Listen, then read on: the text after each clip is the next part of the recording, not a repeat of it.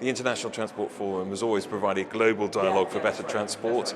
So what are your expectations as this forum kicks off? See, this is about green and inclusive transport. And curiously today, green is very much in the agenda. Inclusive is not so much in the agenda. Many of the leading people do not acknowledge, do not perceive the massive levels of inequity in access conditions to jobs, to health, to education, etc. So we want to bring these two elements together as components of sustainable and fair transport. And we hope that the dialogue here, by bringing a number of leading actors in this dialogue, in presence, joint presence, on stage in discussions, will raise the awareness and possibly provide to many of the leaders present here some take-home material with which they can then process, discuss at home, and bring new policies to their publics.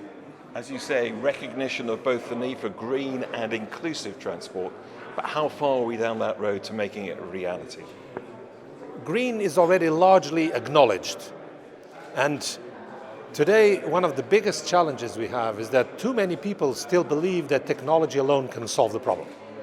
We believe that technology cannot solve the problem, most likely, but certainly not fast enough. So we have to recur to other measures, which may have to do with land use, may have to do with regulation, with pricing, with better infrastructure, better education, promotion of active modes, all of that. So it's really about, first thing, the problem is recognized, but the solutions are not yet all visible.